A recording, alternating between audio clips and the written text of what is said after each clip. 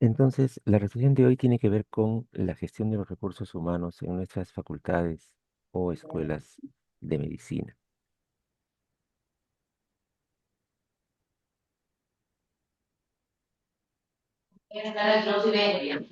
Em, Probablemente la, uno de los espacios más complejos, o sin probablemente para muchos, lo más complejo de la gestión es la gestión del recurso humano, ya sea a nivel cotidiano, de interacciones, por, digamos, toda la compleja trama social que existe en nuestras facultades, como en una perspectiva ya de mediano y de largo plazo, por la gran heterogeneidad de los equipos con los cuales tenemos que gestionar. Solemos tener en nuestras facultades desde el grupo de los profesionales y personal asociado a laboratorios, que tienen sus propias características y especificidades y requerimientos, los grupos que están haciendo trabajo en comunidad, en el primer nivel de atención, los grupos que están haciendo trabajo hospitalario, que tienen sus propias especificidades también, en el apoyo. Acá tengo una imagen que yo la guardo no porque esté vigente, porque cada vez siguen habiendo bibliotecas, pero cada vez con menos uso porque ahora están siendo reemplazadas por bases de datos. Pero aún así, será debido a que yo me crié de esa manera, seguramente. Las bibliotecas tienen un encanto especial. eh, Así que yo prefiero poner una imagen de biblioteca así y no una convertida en pantallitas de computadora. Y la imagen entrañable del bibliotecario o bibliotecaria, de aquel que muchas veces solucionaba nuestras penas o las ahondaban cuando nos decía que ya no había el libro correspondiente. Tenemos profesores de teoría, profesores de práctica, jefes de práctica, ayudantes, que si bien es cierto no están mencionados en la ley como parte de la carrera docente, pero son estrategias que diversas facultades van desarrollando para ir identificando, captando y brindando un espacio de aprendizaje a el semillero de quienes van a ser más adelante ya el equipo docente. Entonces tenemos un conjunto muy variopinto de, de grupos, de subgrupos, de lo que llamamos en general recursos humanos.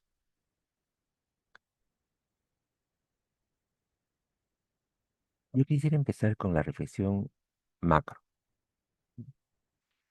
en términos de planeamiento. ¿De qué manera poder planear en el largo plazo recursos humanos para nuestras facultades va a depender en medida importante de cuál es la estrategia de crecimiento, si es que hay una estrategia de crecimiento, por supuesto? Pero cuando pensamos en crecer, que siempre hay, digamos así, por alguna razón, la lógica de crecimiento siempre existe en la gestión. Lo que varía es si uno piensa en un crecimiento cuantitativo, o sea, número de vacantes, número de alumnos, o si uno piensa en un crecimiento más cualitativo, que es el que yo llamo acá diversificación, o en ambos a la vez. Entonces, sí, y esto uno puede resolverlo pensando, haciéndose la pregunta de rigor de cómo ves tu facultad dentro de 5 o 10 años. ¿La ves tal como está ahora, con los mismos programas y más o menos para el mismo número de alumnos? O, opción uno, la ves con más alumnos. Si la ves con más alumnos, surge nuevamente la pregunta, ¿y esos más alumnos van a estar todos en este mismo local, aquí, en nuestro campus actual o sede actual? ¿O van a estar en otro u otros campus o sedes o locales? Y en función de eso, uno establecerá cuál es su estrategia, que va a cambiar según sea o no que hay un crecimiento o estamos más bien en una estrategia de mantenernos en el número clausus de alumnos, o si efectivamente se piensa por un motivo X crecer y si se va a crecer, cómo se va a crecer. La otra opción ya no va por el crecimiento cuantitativo, sino por la diversificación. O sea, yo no pienso tanto en que voy a tener, por ejemplo, más alumnos de pregrado. Tengo X número de vacantes, supongamos, no sé, pues 100, entonces me voy a mantener con mis 100 vacantes. O voy a diversificar. Y cuando hablo de diversificar, menciono no solamente a mis vacantes de pregrado, sino también a la del posgrado. La decisión a veces existe, a veces no existe. Muchos de nosotros están en facultades ya muy antiguas. Su número en términos de crecimiento está estabilizado hace mucho tiempo y no hay, digamos, interés en que suba. Pero sí suele haber diversificación. Entonces el gestor dice, oye, y ahora eh, de repente podemos abrir una carrera nueva o de repente podemos abrir un posgrado nuevo o las especialidades. Entonces, en el otro caso, y finalmente, como decía, puede haber una situación mixta. Pienso en crecer y además diversificarme, o diversificarme pero además crecer. Entonces pienso en, ya, entonces voy a crear estos y estos posgrados y voy a crear estos y estos pregrados y van a funcionar aquí o allá. Y lo digo porque nuestros recursos humanos tienen un periodo de incubación importante. Entonces, para que esa incubación se inicie oportunamente y tengamos al producto de la incubación a tiempo en donde lo queremos y cómo lo queremos con el perfil deseado, este tipo de reflexión tiene que hacerse periódica en el equipo de alta dirección de nuestra facultad. El ciclo habitual de gestión del recurso humano más o menos es este. Hay una etapa de planeamiento, sería la que acabo de mencionar, o sea, dónde y de qué tipo de recurso necesito para poder armar este programa. Y eso va a dar origen a un proceso ya sea de selección, que puede ser interna o externa, o de reclutamiento, ¿no? O llamada también reclutamiento, sobre todo cuando es externa. Y digo, ya voy a abrir de aquí a X años una carrera nueva de tal, entonces necesito ir viendo, ¿y quiénes la van a hacer? No solamente el equipo básico, esa es una buena estrategia también. Así ya, yo encuentro un buen gestor y le encargo, y él se encarga de todo. Efectivamente, un buen gestor se encarga de todo. Eh, pero eso depende también del estilo institucional. Algunas instituciones son más colectivistas que otras. Hay las personalistas, de las que dicen ya, aquí la cabeza es la que manda. Yo encuentro al gestor, le encargo la tarea y que él se encargue, él o ella se encargue. Opción B, soy una entidad más bien colectivista. Entonces no ubico a un gestor, sino a un equipo y le cargo la tarea al equipo y veo cómo el equipo se fortalece a sí mismo muchas veces. O sea, se capacita, se entrena, viaja, comparte experiencias para traer un know-how nuevo y luego empalmarlo en en mi naciente especialidad o carrera o maestría o doctorado. Pero en todo caso, la estrategia debe estar clara. Y habitualmente, que hay una determinación cultural muy fuerte, suele ser también más o menos ya un patrón que se va estableciendo. No siempre escrito, porque muchas veces cuando se hace los documentos formales de sustentación de las carreras este proceso no se sistematiza o no se recoge. No tenemos el formato de oferta de la carrera, demanda de la carrera, ¿no? Sustentación, justificaciones, marco curricular, marco teórico, muchas páginas de documento, pero que no reflejan la gestión de ese proceso.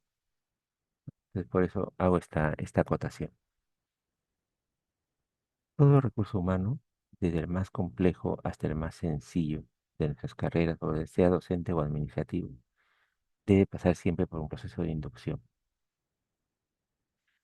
Los procesos de inducción son cruciales porque si uno en un extremo del espectro está incorporando un personal con poca experiencia para un trabajo muy sencillo, pero que no conoce nuestra matriz institucional, entonces necesitamos que se empape, que se ponga la camiseta. Ese es el paso número uno, ponerse la camiseta. Eso es un acto hasta simbólico importante, que el trabajador o trabajadora, docente o administrativo, asuman su nueva identidad. Digan, yo soy ahora de la facultad tal o de la Universidad X. El proceso de inducción es una buena idea que inicie o cierre con algún tipo de ritual simbólico. Yo he visto experiencias en las cuales les dan o un uniforme o un polito, ¿no? Ya es lo más, ya estamos en situación de austeridad. En el emporio textil de Lima se consiguen a buen precio politos y por nada les tama un logo bien bonito. Entonces, una cosa así, un logo, un cangurito, alguna cosa con el símbolo de la facultad o de la universidad, es una cosa valiosa. Ayuda, y esto de ponerse la camiseta literal, yo lo he visto en ceremonias, así bonitas. Se para ahí el personal y dicen, ahora nos vamos a poner la camiseta. Y agarran y le dan a todos su camiseta y se la ponen. Y las propias personas generan una reacción en cadena de sentirse, ¿no? Esa frase coloquial que usamos de ponerse la camiseta se puede hacer literal y real y funciona muy bien. Por supuesto, la camiseta se vive de diferentes maneras también, ¿no? Hay los camiseteros y los no camiseteros, pero ayuda, en lo que podemos hacer como gestión ayuda. Por supuesto, el proceso de inducción, les decía, tiene que ver con desde la parte de capacitarte, conocer los reglamentos, las normas de vestimenta, etcétera, todo lo que tenemos que darle al trabajador para que en su nuevo puesto se comporte y rinda como nosotros lo esperamos. Si es que no es así, es si no le hacemos una buena inducción y el trabajador no encaja al principio en el puesto, eso es nuestra responsabilidad, porque la responsabilidad nuestra como gestores es que el proceso de inducción le dé todas las herramientas para que entre el perfil de aquel que ingresa y el que queremos ya como operando en el puesto, repito, sea administrativo o docente, encaje bien. Por supuesto, muchos de ellos quizá ya tienen experiencia, les es muy rápido la inducción, pero de todas maneras es importante. Ahora que tenemos cada vez más aulas virtuales, plataformas, sistemas, donde hay que tener su password, su contraseñas y demás, entonces eso también es parte importante de la inducción. En el caso de nuestros docentes, hemos creado además, bueno, hemos creado, digo, en términos así de gran colectivo universitario, los mecanismos de evaluación periódica para la ratificación, que en el caso de los contratados es la recontratación. Esto que nos puede parecer a nosotros muy obvio, no es tan obvio. Yo con cierta frecuencia converso con familiares o amigos que no son del ámbito universitario y me dicen que ustedes los están evaluando, que no estaba usted que no es usted nombrado porque lo están evaluando. No le digo, no, en la universidad es así. Uno puede estar nombrado, pero si no es ratificado, su carrera termina. Entonces, eh, esa situación, aunque para muchos de nosotros pueda ser algo ya obvio, no es tan obvio para quienes no están, digamos, metidos en el ámbito universitario. Pero nosotros tenemos entonces nuestros sistemas. Ahora, hay sistemas más generales, por supuesto, ¿no? Evaluaciones periódicas, si el personal es contratado, a fin de contrato, en las cuales se incluye de manera importante también la opinión de los alumnos. Luego tenemos los procesos de evaluación también para las promociones docentes. Y con todo ese material que algunos gestores le llaman con el stock, con ese stock es que vamos trabajando esta ruta sin fin del planeamiento para la gestión del recurso humano. Yo quisiera hacer una reflexión ahora por separado para los administrativos y para los docentes. Y dentro de los docentes, diferenciando dos subgrupos, el de los docentes investigadores y el de los docentes, los docentes de aula, vamos a llamarle de alguna forma. Voy a empezar con los investigadores.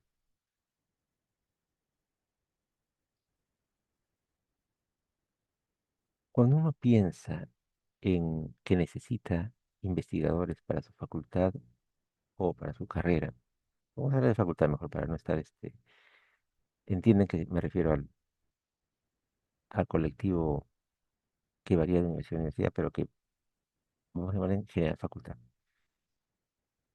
Un modelo de, si uno dice yo necesito investigadores, o necesito más investigadores, o mejores investigadores, o como que quiera decir, con cualquier adjetivo, hay siempre el modelo de la generación propia.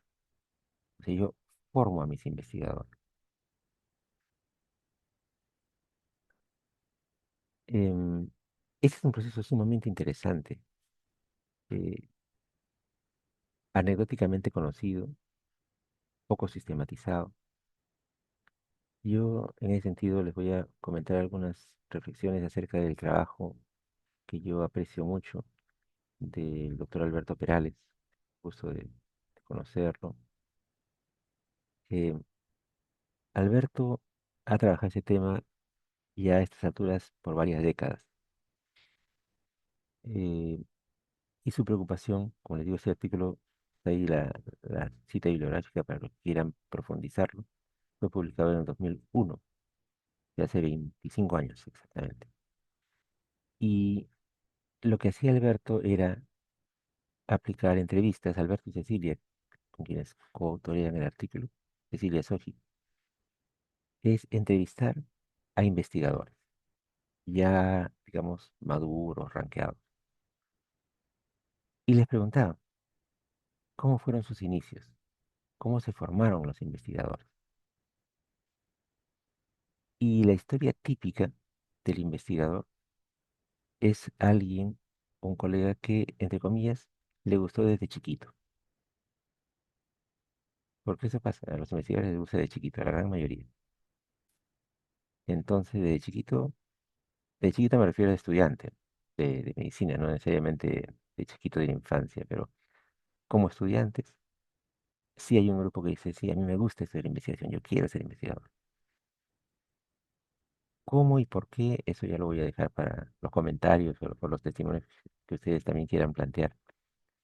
Pero digamos, en el corte, hay estudiantes que dicen, sí, a mí me gustaría investigar. Y que típicamente se acercan a quien consideran que es un investigador que los puede apoyar o orientar. Ahora, ahí ya depende de cuál es el tipo de investigación que les gusta. Para los de laboratorio es esa famosa etapa de lavar tubitos. Bueno, ahora ya ni en los laboratorios, todo está digitalizado, pero en la época de la cual estamos hablando, los inicios de esos investigadores, o sea, los que ya eran rankeados en el 2001, si digamos habrán iniciado, pues supongamos en los 80 del siglo pasado. Entonces, esa era la famosa época de lavar tubitos, o de irte los fines de semana a dar de comer a las ratitas, o hacer las mediciones para que no te, no se nos mueran los animalitos de observación. Entonces, hay una etapa así de pagar piso, de hacer las labores más sencillas del grupo de investigación. Y después, poco a poco, ya lo van incorporando. Es toda una labor, es un modelo de aprendizaje muy antiguo, en realidad. Es el modelo maestro-aprendiz, ¿no? El modelo chamánico. Se aprende así. O sea, uno siente la vocación, se acerca donde quien puede ser su maestro y va ayudándolo en las labores más simples que ameritan su escaso expertise del momento. Y poco a poco va ascendiendo en el ranking o en el rango de los investigadores. De hecho, y ahí ha quedado hasta ahora la palabra laboratorio. Yo, yo participo y soy parte también de varias redes y en las cuales cuando se refieren a uno dicen, doctor, ¿cuál es su laboratorio? Obviamente yo no le voy a decir, yo no uso laboratorio, sino que entiendo que el término laboratorio es el genérico para hablar de un espacio de trabajo que puede ser, digamos, sin tubitos, ¿no? Puros libros, ahora puras computadoras, y ese es mi laboratorio. Ahí es donde yo produzco mi investigación. El lab en inglés, para hacerlo más cariñoso, el laboratorio, el lab. Pero entonces, esa es la formación tradicional. También hay procesos formativos un poco más escolarizados, o sea, seminarios, cursos de metodología, etcétera, en los cuales se van adiestrando los investigadores. Aunque en mi reflexión, el tema metodológico, siendo importante, eh, no es el más importante, por lo menos desde el punto de vista de gestión. Para hacer una buena gestión de investigación, hace falta mucho más que manejar bien la metodología. Como ustedes van a hacer un curso sobre o sea, uno de nuestros 4 cursos de este programa, que es sobre gestión de la investigación, ya no voy a profundizar mucho más. Entonces me voy a centrar en lo que significa para efectos de la formación del recurso humano el saber que necesitamos recursos investigadores y que si es que lo que queremos es recurrir a la autoformación o a la formación en casa, entonces tenemos que cobijar y propiciar este tipo de espacios, espacios de interacción entre los aspirantes a investigador o investigadores junior con investigadores senior en aquel campo en el cual estamos tratando de promover la investigación y que se genere más investigación. Los investigadores eh, son un grupo muy especial, son muy difíciles de direccionar. Entonces requiere que uno desarrolle sus propias estrategias de confianza, de acercamiento como gestor para que el grupo de investigadores se forme, se desarrolle, se consolide y produzca, por supuesto, ¿no? Pero de la producción la van a ver en su curso. Ahora estamos hablando solamente de cómo se forma. Ese es un modelo. Vamos a llamar el modelo de incorporación, el modelo tradicional, si quieren así. Pero en la actualidad tenemos otro modelo diferente, que es el modelo de la incorporación. Este modelo asume que uno tiene, que el tiempo no es su preocupación, o por lo menos que ha previsto las cosas con tanta anticipación o visión, que está preparándose ahora para un escenario de investigadores en producción, digamos en unos 5 a 10 años. Entonces yo los voy formando de chiquitos, los incorporo, se entrenan, van ganando experiencia y un buen día empiezan a producir y se van sumando al grupo y al final son ellos también investigadores principales. Pero en muchas entidades ahora tenemos un modelo diferente que el propio contexto ha creado. Que si yo empiezo a poner normas como existen ahora, en las cuales tengo porcentajes de investigadores o ratios de investigadores, etcétera, y necesito mostrar producción de investigación, entonces este modelo no me funciona. O sea, o funciona como un modelo complementario. Este funciona como modelo principal, que es incorporar investigador. Y eso este, se ve, es decir, eh, uno convoca, o las investigadores, o perdón, las facultades o carreras, hacen sus convocatorias para contratar docentes investigadores, donde se les pide, para empezar, que ya sean investigadores. Como tenemos el RENACIT es una buena forma de poner eso como un primer requerimiento. Pero como también ahora hay RENACITs en una gama bien amplia, entonces se pueden poner eh, requerimientos adicionales a este, de producción, en fin, de calificaciones o cualificaciones. Pero al margen de eso, a lo que voy es a que este es un modelo diferente. En este modelo ya no se apuesta por formar al investigador, aunque se pueda también formar de manera complementaria, pero esa no es la estrategia principal. La estrategia principal es ser atractivo.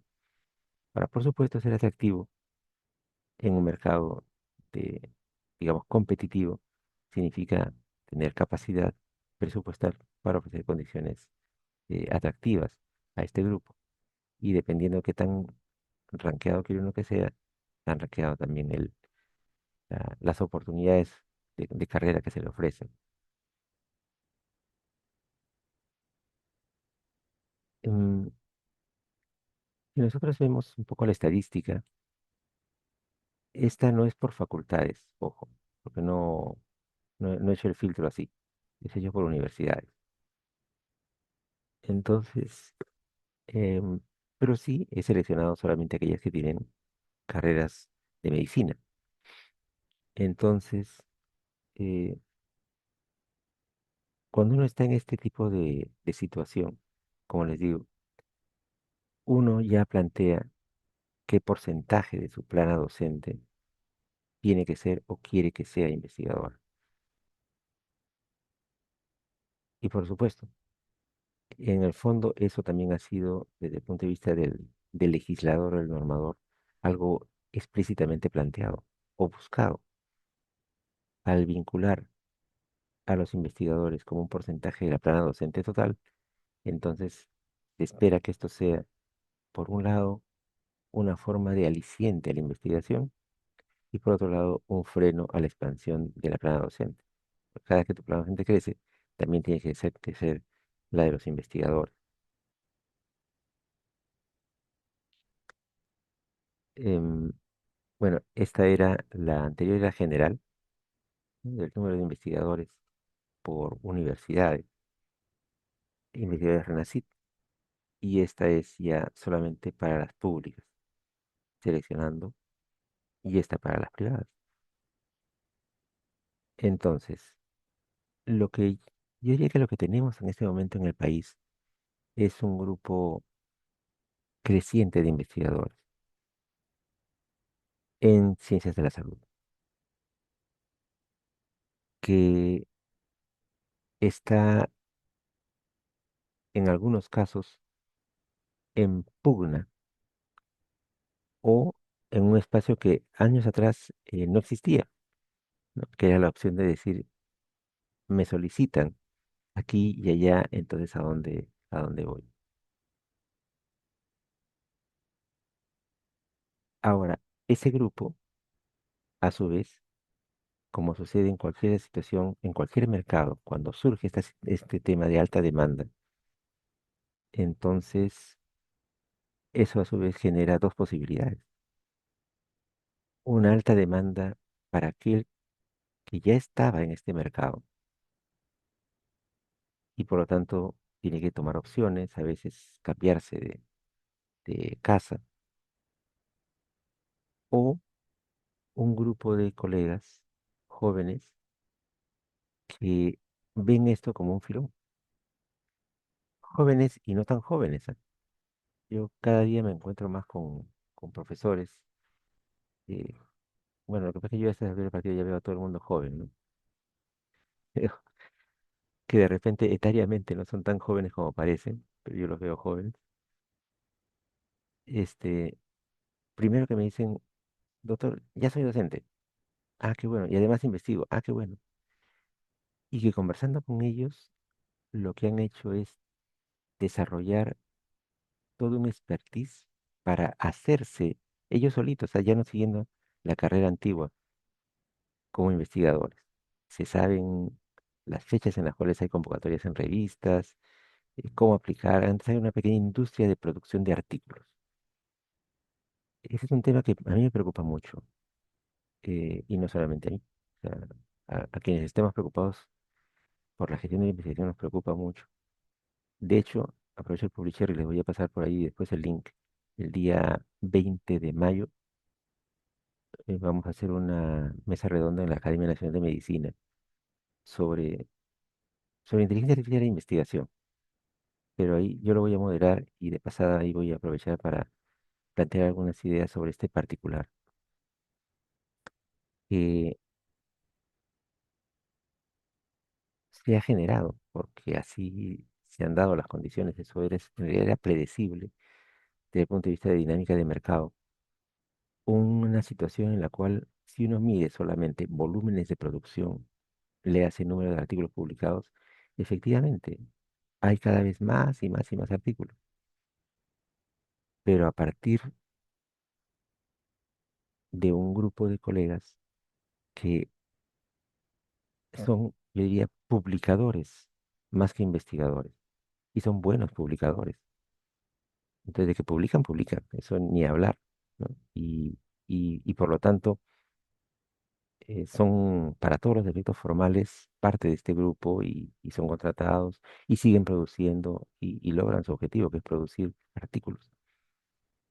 Ahora, que esos artículos reflejen que hay más y mejor investigación en el Perú, eso ya es otro tema. Pero como digo, ese es otro tema, si ya no toca el día de hoy, así que ya se verá después. Ya sea un poquito el día 20 y un poquito en el curso que ustedes van a hacer después.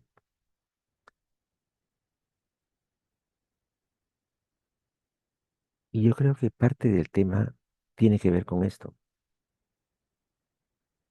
del famoso, claro, en realidad se ha visto en todo el mundo, solamente que como siempre en nuestro país las cosas a veces se ven un poco más transparentes que en otras latitudes.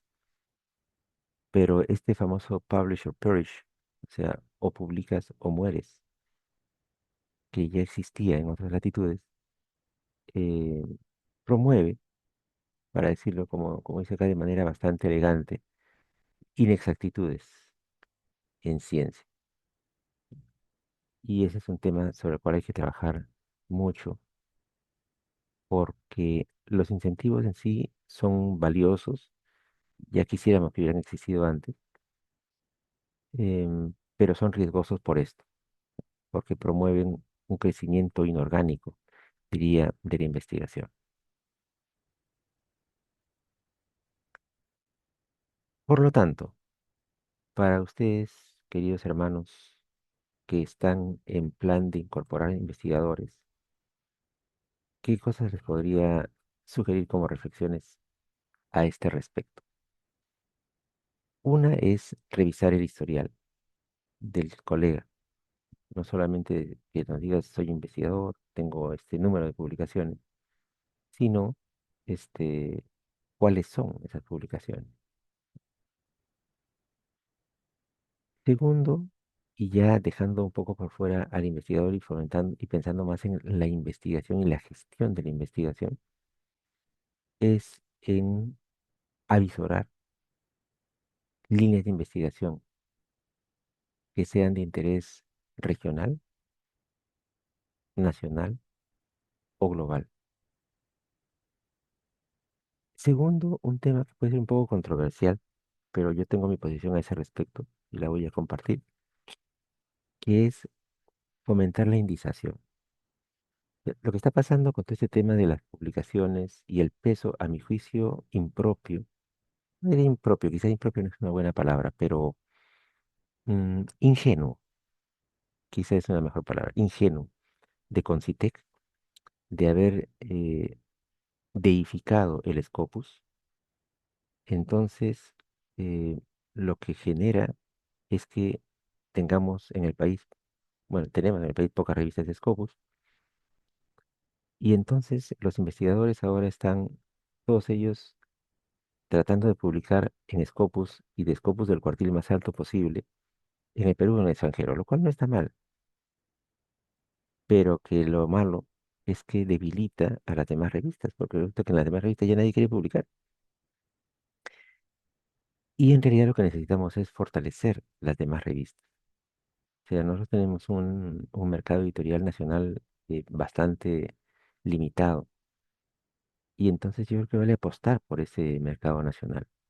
O sea, necesitamos que más revistas nacionales, si quieren ya que se indicen en el Jopo, ya para, no, ya dejo para después mi discusión con el Jopo, pero que se indicen y hay que apoyarlas para eso, porque no es sencillo tampoco. Se requiere una inversión institucional para que las revistas puedan fortalecerse e indizarse. Pero una vez indizadas, ya eso entra en un círculo virtuoso de cada vez captación de mejores artículos, entonces subida en su indización y así sucesivamente. Lo que cuesta es la primera parte. Y como última sugerencia, en lo que se refiere nuevamente ya a sus recursos humanos investigadores, ahí uno tiene siempre la cuestión tiempo versus producto, em, o producto versus tiempo, en otras palabras. Cómo ir alentando a los investigadores que ya están incorporados para que a su vez mantengan su producción sin llegar a un nivel ya de producción inorgánica, que, como les digo, es algo que nadie quisiera. Ese es un tema un poco artístico de la gestión, artístico en el sentido en que no hay una pauta que uno diga, ¿sabes qué? Deberías producir una revista, un artículo en cuartil uno al año, o cada 3 meses, o cada 6 meses, o cada 2 años. Eso es bien difícil de establecer, pero a partir de los promedios reales, uno puede plantearse mejoras. Yo pensaría allí más que en un umbral específico que uno pueda decir, todos hagámoslo así, en la identificación de la línea de base, de producción y de nivel de la publicación. Y a partir de esa identificación, uno puede ir planteando mejoras. Ya quisiéramos, estamos ahorita en tanto por ciento, o en tanta periodicidad, mejorémoslo. ¿Qué tanto se puede mejorar? Y de esa manera ir avanzando. Ahora, unas reflexiones sobre la gestión, ya no de los investigadores, sino de todos los demás, que en realidad son la mayoría. Lo que pasa es que he querido empezar con los investigadores, no porque sean mayoría, sino porque son importantes y muchas veces los dejamos un poco de lado. Entonces, son docentes también, y hay que trabajarlos en el colectivo de docentes. Para los colegas docentes, una cosa que todos debemos de tener es lo que se llama en inglés un FDP, un Faculty Development Program, un programa de desarrollo docente. Cuando uno revisa o conversa, porque hay poco publicado, pero conversa con colegas de diferentes facultades, hay diferentes fórmulas para este desarrollo docente. Desde la fórmula cero, o sea, yo solamente voy a evaluar cada quien que vea cómo se forma, y en donde ese cada quien que vea cómo se forma funciona al final, pero con un producto heterogéneo. Porque si finalmente yo le estoy diciendo a cada quien, tú ve en qué te capacitas o a dónde asistes a congresos o lo que sea, lo que a mí me importa es que tengas tantas horas de capacitación al año o tantos puntos en tu certificado. Eso funciona, pero el resultado es heterogéneo.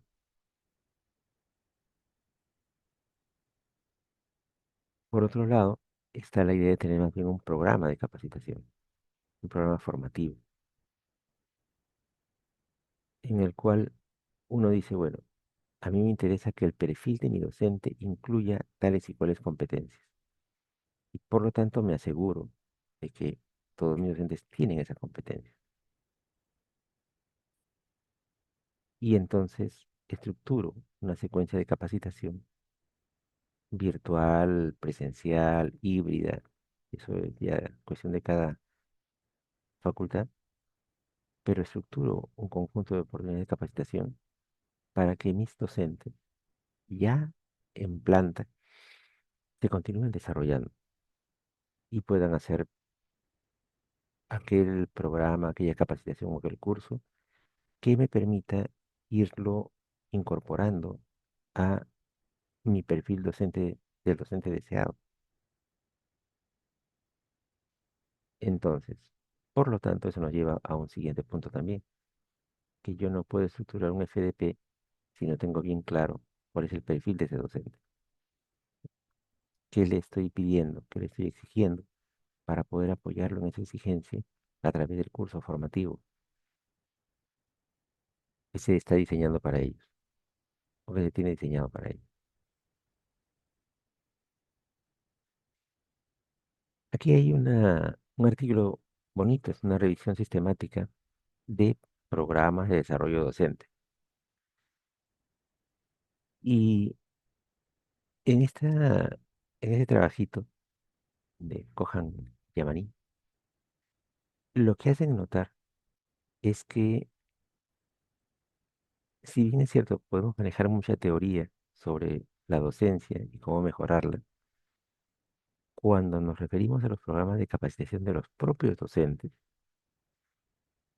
en el mejor de los casos solemos estar enfocados en esto que Harden le llama el nivel 2, o sea, en el aprendizaje puro y duro.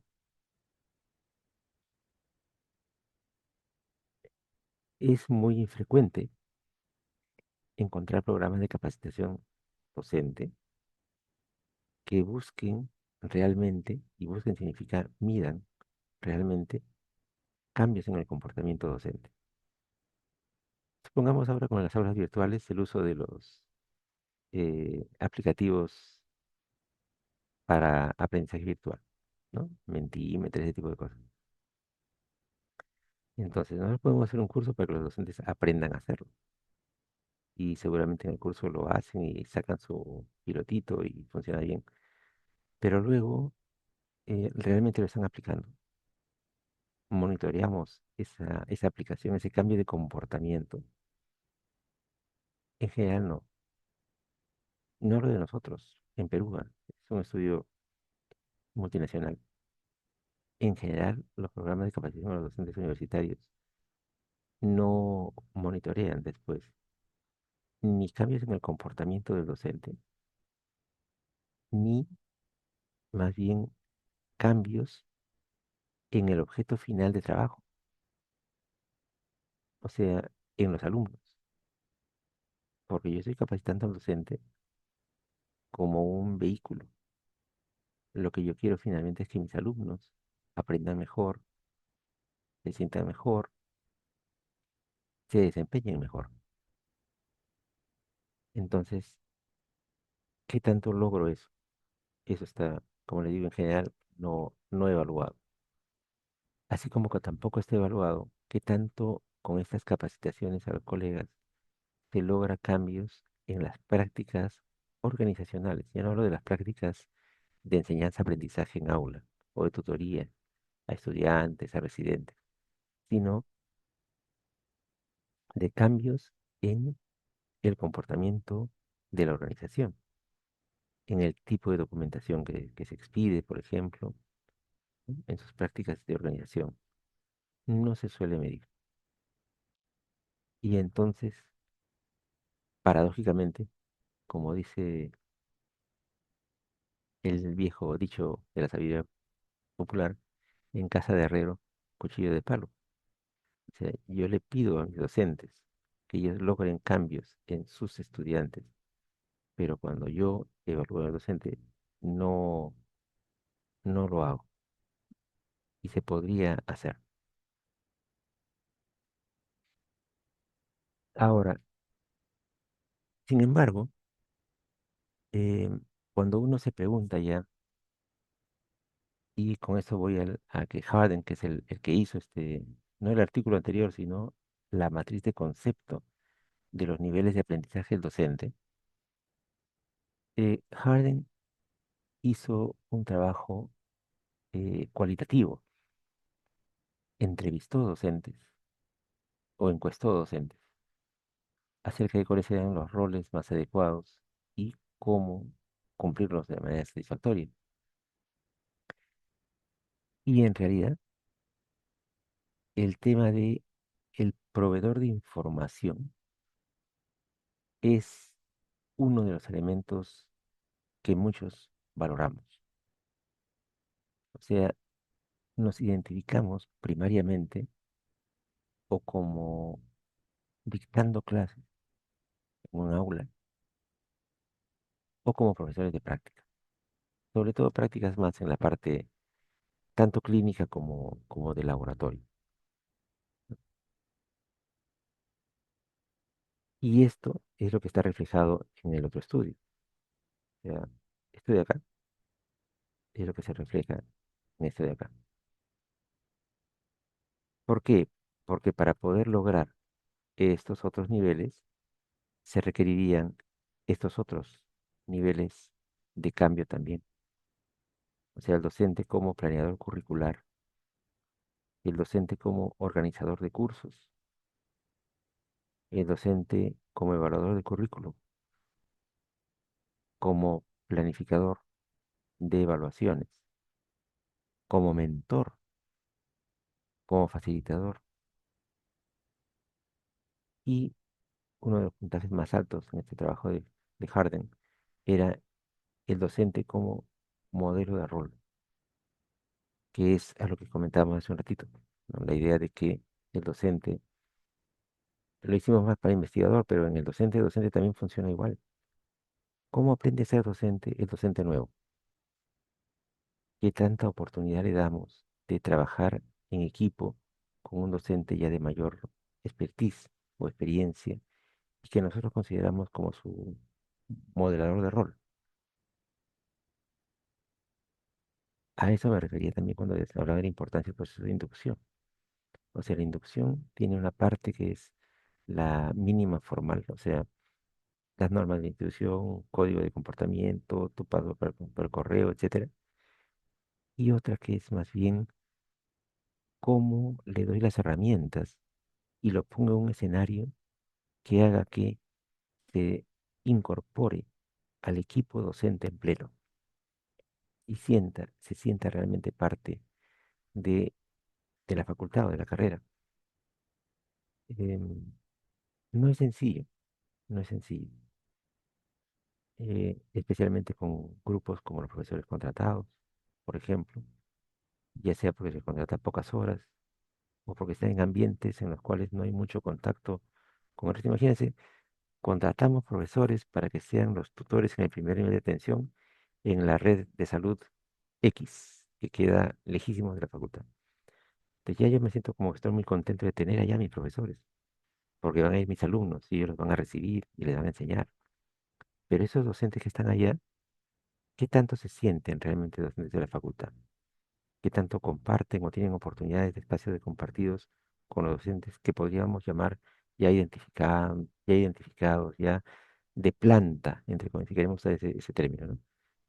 Con los que son de planta?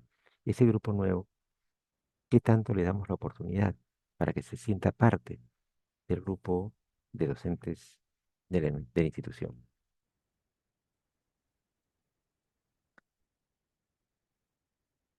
Parte de ese camino que sí veo que la mayor parte de facultades con las cuales puedo dialogar o conversar lo hace, es la evaluación de los docentes. Y en ese sentido, las aulas virtuales y los mecanismos de plataforma virtual han sido la gran solución. Cuando estas no existían, las encuestas docentes eran siempre una situación complicada, no por hacer la encuesta, que era lo de menos, sino por procesarla y analizarla.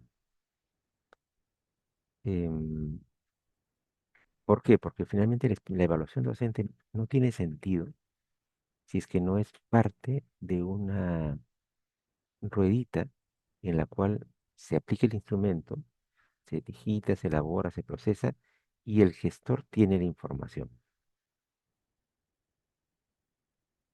para que pueda tomar las decisiones del caso. Yo he tenido ahí experiencias muy bonitas de colegas a los cuales se les detectaba una evaluación baja y entonces yo me iba a su aula. Es que o sea, ya la encuesta está bien, la encuesta solamente me da un input, es un tamizaje, pero identificado yo voy. O puedo enviar a alguien a que vaya. En el caso mío yo he ido varias veces al aula del docente a verlo. Por supuesto hay un efecto de observación que es innegable e indudable, ¿no? Pero si es que aún estando yo presente, o sea, con efecto de observación en marcha, hace lo que hace, yo me puedo imaginar cómo será cuando yo no estoy o cuando nadie lo está observando.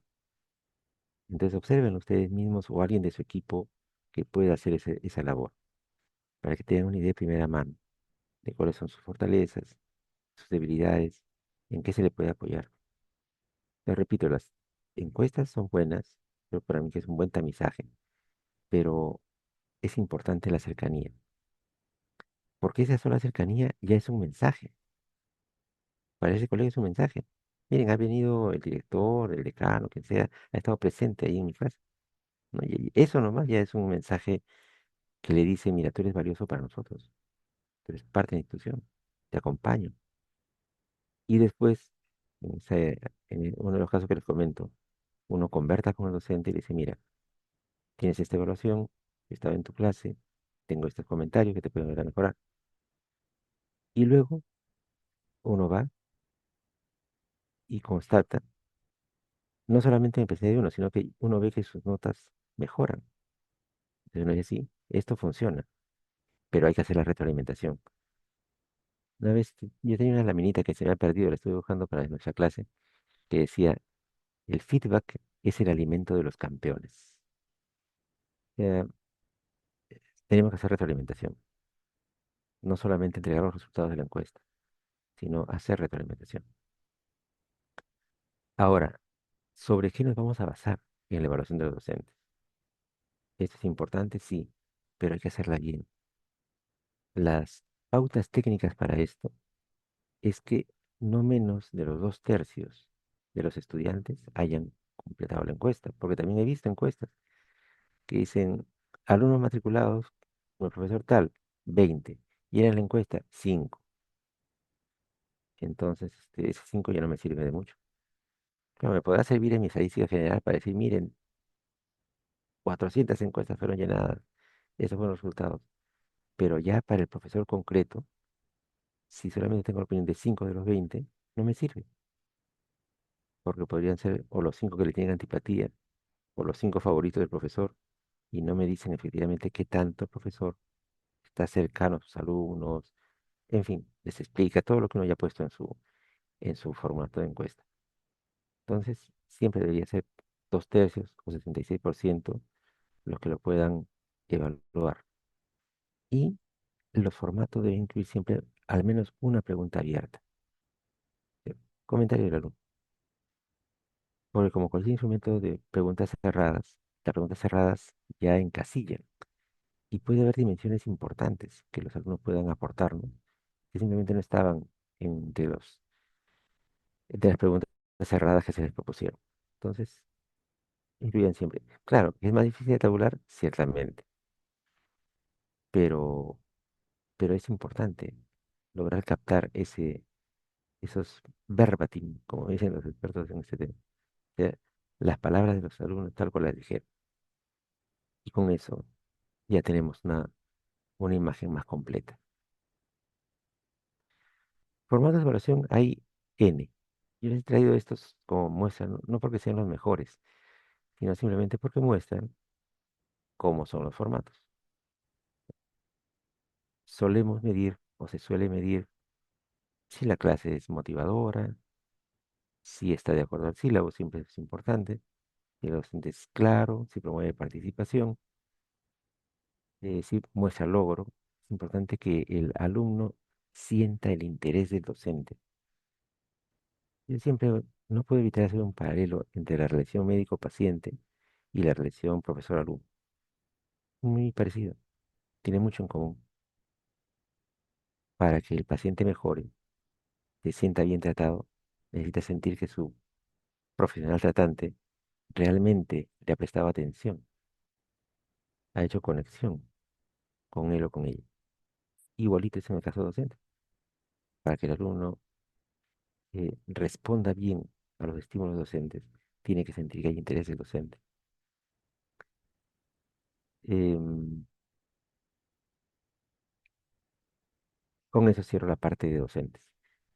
Y vamos a dedicar un poquito de tiempo también al personal administrativo, porque muchas veces nos comportamos como si el personal docente solito hiciera todo.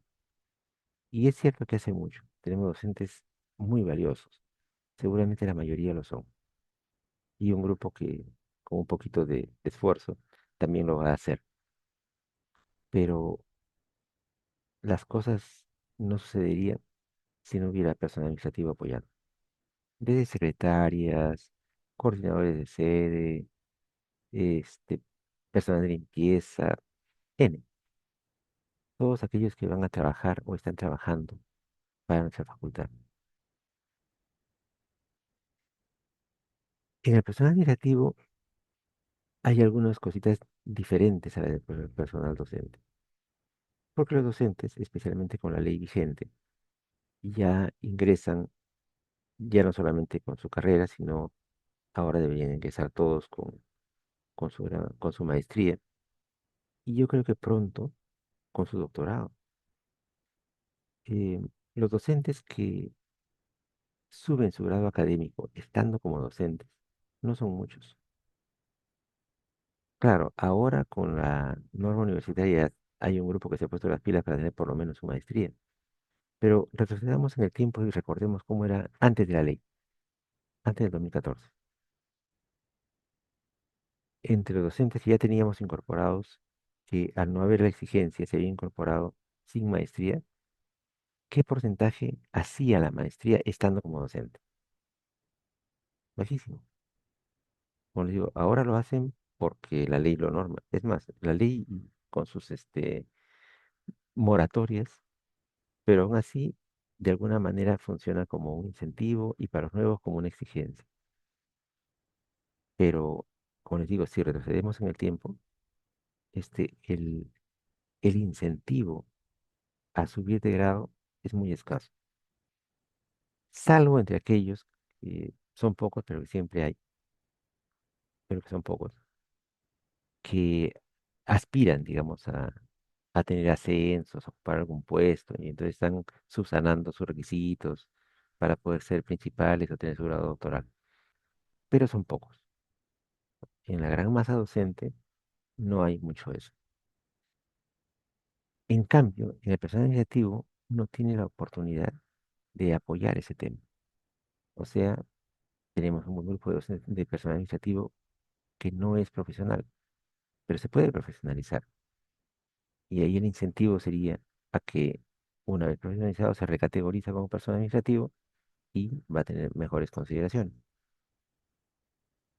Eh, ahí también hay casos de éxito, digamos, pocos, pero ejemplificadores, de personal que sí, que siendo personal hace estudia o se titula, y de los que han titulado que hacen la maestría, y de más sí ya no he visto, pero sí tengo un buen grupo de gente que conozco administrativos que han hecho la maestría y ahí están, les va bien. Y un grupo que todavía se pasó al lado docente. Si la facultad o la universidad lo permiten, no solamente ya en la facultad de medicina, sino en alguna otra facultad, pueden hacer su movilidad, su recategorización y su reubicación. Pero para aquellos que no estén la línea de la profesionalización, sí, al igual que en el caso docente, tenemos la línea de la capacitación. Es decir, igual, su plan de capacitación al año que nos permita ir mejorando sus competencias. Y una cosa final que es, creo que la he mencionado también antes, pero no quiero dejarla pasar, es el tema del involucramiento del personal administrativo en labores que muchas veces son solo docentes. Por ejemplo, las evaluaciones curriculares. Claro, uno puede pensar que la evaluación curricular es docencia pura, entonces, ¿qué van a hacer ahí los administrativos? Pero eso es un sesgo de observador. Como yo soy docente, pienso que el currículum es un tema docente y por lo tanto, ¿qué cosa va a decir el administrativo? Pero no es así. El currículum es el conjunto de oportunidades de aprendizaje, muchas de ellas en el currículum explícito, muchas otras en el currículum oculto, que tienen nuestros alumnos de pregrado y de posgrado. Y por lo tanto, el personal administrativo tiene un rol importante ahí, un rol de testigo, de realmente cómo nota, qué escucha, qué comentan los alumnos, qué reclamos hay. Y esos insumos son valiosísimos para nuestros procesos de revisión curricular o de evaluación general del plan operativo. Entonces, siempre que se pueda,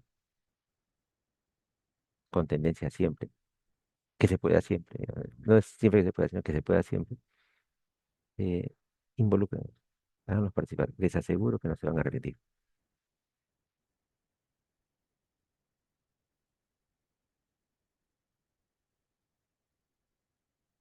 Y hay, afortunadamente, hay estudios también.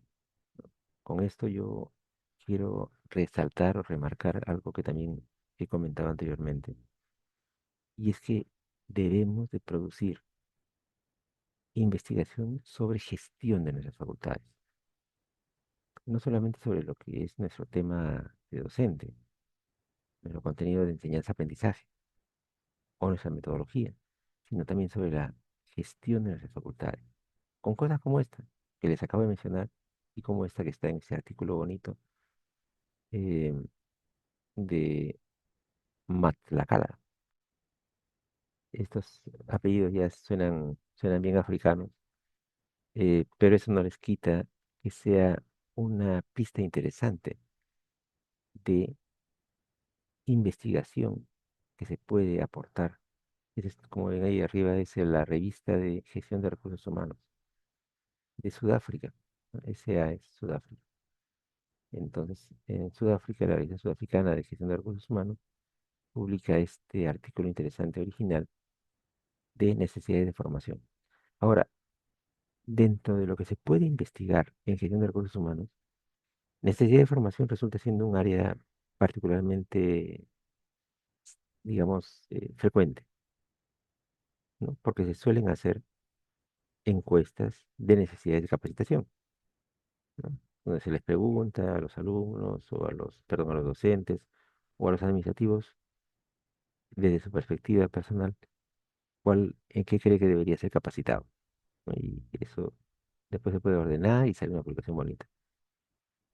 Pero lo que se requiere más que eso, y eso sí hay menos publicado, es diseño de intervención. O sea, claro, acá el personal decía que tenía que ser capacitado en, qué sé yo, pues gestión de base de datos. Ya, lo capacito en base de datos. Y después de hoy, bueno, y ya eso ha mejorado.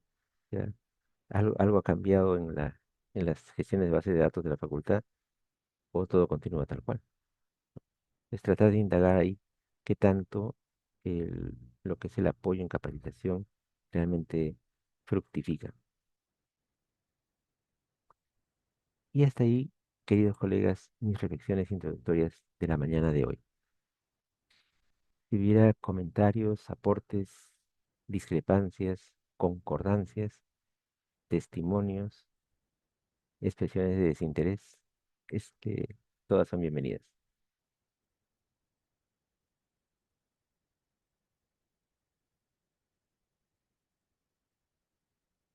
Ninguna, y eso que es temprano, ¿no? Marcos, lo escuchamos. Marcos García. ¿Cómo están, doctor? Buenos días, compañeros todos. Doctor, mire, le hablo de la realidad de de la facultad acá en Toribio. Nosotros somos, bueno, una facultad joven, estamos empezando, se empezó desde el 2015, ok, ya nos vamos para 11 años prácticamente. Si bien es cierto, en estos 2 últimos años que hemos tenido un poco el apoyo más de la alta dirección, hasta del 2023 hacia atrás, a las justas llegábamos a 10 docentes ordinarios, ¿no? En este último tramo ya hemos podido llegar casi somos 21 docentes ya ordinarios, distribuidos en las diferentes categorías, ¿no? 5 o 6 principales, 4 o 5 asociados y el resto auxiliares. Entonces, mi pregunta va dirigido a esto. ¿Cómo poder captar el otro grueso de docentes que se necesita para el desarrollo de los ciclos académicos? Son docentes locadores, docentes de práctica, de 20 horas, que por su misma condición, pues, de ser locadores, muchas veces no se les ve comprometidos ni enfocados en las tareas, ¿no? En el cumplimiento de los objetivos institucionales. Ahorita estamos en pleno proceso de acreditación. Entonces mi pregunta va dirigido a ello. ¿Cómo poder captar esa atención y ese compromiso, vamos a llamarlo así, adicional? Todos cumplimos nuestra carga lectiva, todos, ¿no? Sin discusión, pero quizás ese tiempo adicional de electivo que nosotros los ordinarios lo utilizamos para involucrarnos en las actividades, pues, institucionales, no lo vemos en la parte de los locadores. Entonces, ¿qué hacer en esos casos para motivar ese interés también en poder involucrarse también en esta dirección del trabajo administrativo, vamos a decirlo así? Excelente. Muchísimas gracias, Marcos, por el comentario. Antes de responderlo, entonces, por opinión. Doctor Vargas. Bajó el volumen, doctor, no se le escucha. Doctor Ahora sí. Vargas, ¿escuchamos? Ya, sí, muchas gracias, doctor. Es que no se me escuchaba. Yo quería hacer un comentario sobre la realidad de nuestros docentes en las dos áreas que están bien definidas en la Facultad de Medicina, ¿no? El área básica y el área clínica. Creo que lo que ocurre en cada una de estas dos áreas es muy diferente, puesto que en el área básica los docentes, casi todos, son de a dedicación exclusiva o de tiempo completo.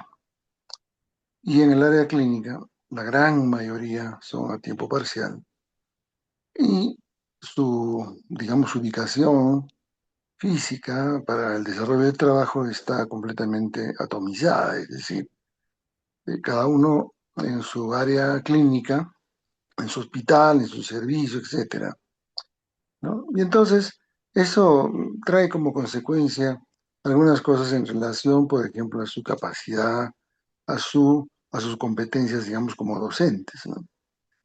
Mm, eh, Siendo probablemente mejor en el área básica, donde justamente la presencia de en la facultad, ¿no? Los laboratorios, la presencia física, la cercanía entre todos ellos y la posibilidad de compartir una serie de experiencias y situaciones relacionadas con la docencia hace que crezcan más rápido, más pronto, que cuando se trata de los docentes del área clínica, en donde más bien estamos más bien, diría yo, eh, sujetos a eh, pues a la capacidad particular de cada uno de los docentes, que probablemente con el tiempo van aprendiendo, van, digamos, incorporando algunas competencias relacionadas con la didáctica universitaria, relacionadas con la evaluación, etcétera, pero que es muy paulatino, muy parcial, muy lento, ¿no? Entonces, esa es un poco la realidad que existe en nuestra facultad. Me gustaría conocer cómo es también en otras facultades de medicina este aspecto. Gracias. A usted, don César, muchísimas gracias. Roberto, Roberto Romero. Buenos días, doctor. Buenos días, colegas.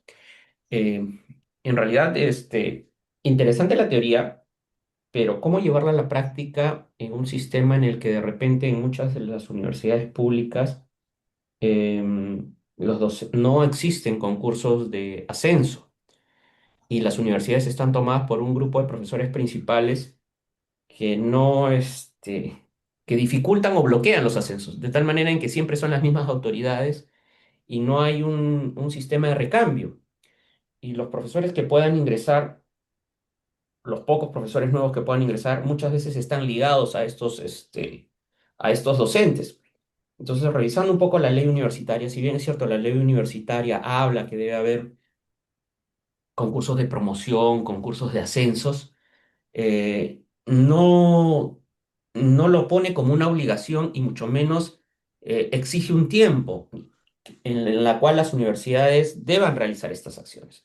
Entonces, al no haber esa tasa de recambio, al no haber la promoción, en realidad las universidades públicas están imposibilitadas de generar ese recambio y traer nuevos talentos, ¿no? No sé de qué manera podamos implementar esto en tanto la ley no se cambie o no se actualice o no permita o obligue a las universidades a que efectivamente haya un recambio generacional en las universidades. Entonces, no sé si me equivoco o esto está pasando en otras universidades, pero creo que para poder implementar mucho de lo que estamos conversando el día de hoy, se requiere un cambio en la ley universitaria que efectivamente obligue pues a las universidades a que hayan estos famosos concursos de ascensos, estas ratificaciones de docentes, para que de alguna manera mejore la calidad de todos nosotros, ¿no? Porque un docente, si no es evaluado, si no es supervisado, no se siente tal, pues difícilmente tal vez esté preocupado en mejorar sus competencias. Claro que eso es algo difícil en medicina, por naturaleza propia. Los médicos siempre estamos en constante capacitación, ¿no? Pero no ocurre de repente lo mismo en otras facultades, ¿no? Y esto degrada finalmente a la universidad pública, ¿no? Gracias, Roberto. Miguel. Doctor Pedro, ¿cómo está? Muy buenos días con todos. Permítame de repente compartir el área que he trabajado durante estos últimos años en mi universidad. Mi universidad es una universidad privada y resulta que, como usted muy bien lo dice, la situación de los docentes que hacían investigación, que ahora tiene una categorización, por lo menos en mi universidad, ha cambiado antes y después de la nueva ley universitaria. Antes no existía incluso vicerrectorado de investigación, existía todo lo que corresponde a investigación, lo ve el vicerrectorado académico, ¿no? Entonces, cuando sale la ley, se crea el vicerrectorado de investigación y pues con todo lo que usted más o menos se imagina, ¿no? Organizar toda la documentación, etcétera.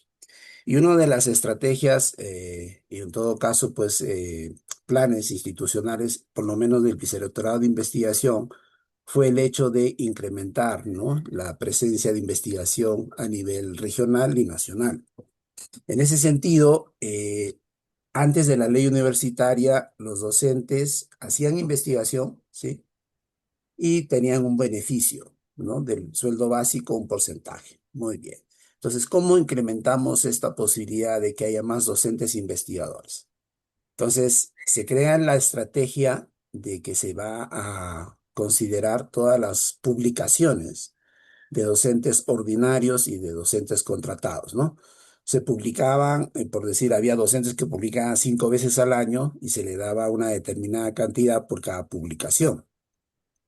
Era, como usted muy bien lo dijo, tal vez un sesgo, esto de que o Scopus o Cielo, o tal vez otra Web of Science, por ejemplo, pero resulta pues que estábamos concatenados o articulados con lo que decía Concitec, ¿no?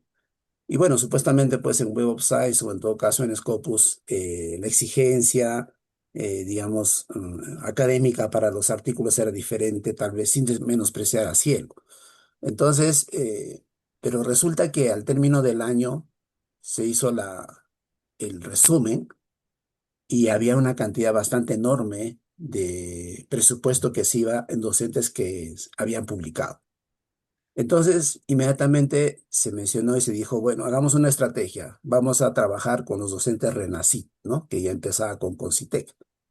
Entonces, empiezan los docentes RENACIT.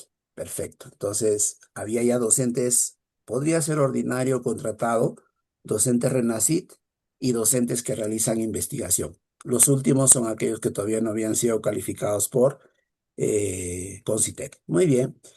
A los docentes que realizan investigación, pues había un porcentaje correspondiente, a los docentes RENACIT igual. Luego viene esta figura del docente investigador, ¿no? Que como usted muy bien lo ha mencionado y está pues taxativamente mencionado también, valga la redundancia, en la ley universitaria, tiene un beneficio bastante, digamos, atractivo, que es el 50% del sueldo, ¿no? Entonces, se lanza esa idea y pues todos aquellos docentes inicialmente ordinarios, ¿sí? Que pertenecían a RENACIT y podían determinadas situaciones, características, poder ser denominado docente investigador. Perfecto. Pero como era una situación bastante atractiva, se desbordó hasta cierto punto esta situación, porque empezaron a haber más de uno, dos, tres, al mes había uno, dos más docentes investigadores. Y como usted sabe, presupuestalmente una universidad privada, pues lo piensa dos veces, ¿no? Ok, one moment. Oiga, ya tenemos 20 docentes investigadores, ¿no? Y ese presupuesto era alto. Entonces, actualmente en mi universidad tenemos, digamos, no tanto categorías, sino ni tampoco niveles, sino situaciones. Docentes investigadores, que digamos un poco más de 20, docentes RENACIT y docentes que realizan investigación. Docentes investigadores, todos aquellos, ¿no? Que tienen esa condición, pero ahora ya se ha, digamos, hecho más exigente. Solamente puede ser considerado docente investigador aquel que tiene la condición del nivel 1 hasta el 4 nomás, en RENACIT, ¿sí? Docente RENACIT, los que pueden tener 6 o 7, perfecto. Y lógicamente el porcentaje de pago es pues diferenciado, ¿no? Y también rescato algo que usted mencionó, docente investigador o docente publicador, ¿no? Eso también es una situación bastante interesante, porque hay docentes, como usted lo ha mencionado, y ese es inaudito, bueno, se comenta, hemos visto, no en mi universidad, sino en otras universidades, que publican entre 15 a 20 publicaciones al año. Nosotros nos preguntamos, ¿es posible hacer un trabajo de investigación publicable un promedio de 2 al mes? Es poco probable, ¿no? Pero bueno, en fin, sucede esas situaciones. Entonces, eso también se ha visto. Por otro lado, lo que es la gestión precisamente de docentes, ya hablando de docentes ordinarios y contratados, nosotros sí hemos establecido claramente el hecho de que se hace anualmente, como mencionaba el doctor que me antecedió, el hecho de la promoción, porque esa es hasta cierto punto una obligación de SUNEDU, por lo menos el licenciamiento lo decía. Un docente que es docente auxiliar, 3, 4 años, ¿por qué este docente no ha sido promovido a docente asociado? Lógicamente con la disponibilidad presupuestaria, ¿no? Porque como muy bien lo dice, puede haber una facultad, una unidad en la cual hay pues 40 docentes principales y 5 auxiliares y no hay promoción.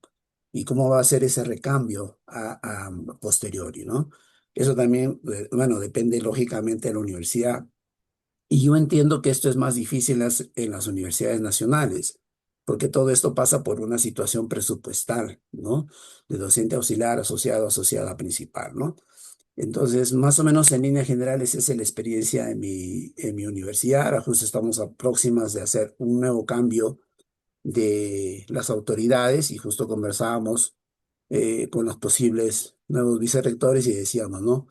Hay que ir pensando en el impacto de la investigación, porque puede hacer que el docente pues tenga una publicación, pero ¿cuál es el índice H, ¿no? ¿Cómo está eso? ¿No? Que al final creo que es importante, el impacto, ¿no? Gracias, doctor, muy amable. A usted, Miguel, muchísimas gracias. Comentario de Guillermo. Sí, doctor Pedro, buenos días igualmente para todos, estimados. Varias reflexiones, ¿no? Respecto a lo que hemos escuchado de manera muy atenta. Eh, hay varias cosas que mencionar, pero voy a direccionar a cuatro puntos esenciales, ¿no? Primero, me parece interesante esta situación de analizar el estímulo de crecimiento de las universidades, ¿no? Pero aquí, y me apoyo en los dos comentarios previos, creo que hay una diferencia bastante grande entre lo que es la Universidad Nacional y lo que es la universidad pública, ¿no? La Universidad Nacional está de alguna manera obligada, creo que es el término, ¿no? A tener una estrategia de crecimiento basado en políticas nacionales, políticas públicas, ¿no? Mientras que en la universidad privada tenemos un estímulo que básicamente es competitividad, ¿no? Porque evidentemente pues la universidad privada actualmente pues es una empresa, ¿no? Para decirlo tal cual, ¿no? Y entonces, inclusive dentro de la estrategia para poder lanzar una carrera, pues hacen estudios de mercado, ¿no? Para ver si efectivamente se va a contar con la cantidad mínima que soporte el tema del costo de la enseñanza o teaching cost, ¿no? Para poder ver si finalmente va a ser sostenible en el tiempo, ¿no? Entonces ahí hay una diferenciación creo bastante marcada y que puede luego enlazar con varias partes de la gestión, ¿no? Universitaria, ¿no? Luego, ya lo conversábamos la semana pasada, esta desintegración que hay entre la investigación y lo que requiere el país, ¿no? Lo que está produciendo la universidad y lo que finalmente requiere el país, ¿no? Esa falta de coherencia entre lo que es las 17 prioridades del Instituto Nacional de Salud, ¿no? Y finalmente lo que están produciendo las universidades, ¿no? Y por ahí también quizás una explicación puede ser en el hecho del cumplimiento de ratios, ¿no? Le va a convenir mucho a la universidad actualmente que compite una con otra, ¿no? De repente, como dicen varios ahí, ser publicadores antes que investigadores, ¿no? Antes que profundizar en investigaciones que son complejas, ¿no? Vamos a llenarnos de números, ¿no? Evidentemente sería poco ético de hablar de nombres particulares, ¿no? Pero sabemos que hay universidades que han crecido exponencialmente en los últimos años, ¿no? Con una cantidad grandísima de publicaciones, ¿no? Pero vamos a ver qué tipo de publicaciones también son, ¿no? Entonces, ahí hay que ver y analizar, pues, estas líneas priorizadas otra vez, reflexionar en base a esos, ¿no? Y ver que, por ejemplo, hay brechas importantes en salud mental, en enfermedades raras, ¿no? Que a veces son difíciles de abordar y por eso quizás, ¿no? La mayor facilidad de irse, pues, a lo que ya es, en ámbitos de la gestión es más fácil de conseguir, ¿no? Antes que meterse en problemas que son más complejos, ¿no? Luego, el tema de la capacitación docente, ¿no? Los que tenemos algún tiempo en gestión, particularmente me siento agradecido por las oportunidades que he tenido de interactuar tanto en universidad pública como en universidad privada y en varias realidades de universidad privada, tanto en pregrado como en posgrado. Y eso me ha permitido ver de que evaluamos mucho al estudiante, ¿no? Y generamos estrategias para que, por ejemplo, ellos puedan hacer nivelación y demás, ¿no? Pero a veces no analizamos al docente el punto de partida, ¿no? En el que está el docente y luego más adelante qué necesidades de capacitación tiene, ¿no? Porque más allá de simplemente decir qué es lo que quiere, ¿no? Escuché por ahí, el profesional de salud es un constante aprendiz, está constantemente buscando capacitaciones, actualizaciones, ¿no? Y quizás nos estamos alineando mucho, y seguramente es la preferencia de varios de nosotros, ir por capacitaciones de la especialidad, ¿no? Cuando de repente lo que nos falta son las capacitaciones en habilidades docentes, en capacidades docentes, ¿no? Entonces, a ese respecto, ¿no? También hay una brecha importante y me temo que se va a marcar mucho más ahora con las nuevas tecnologías, con la inteligencia artificial, ¿no?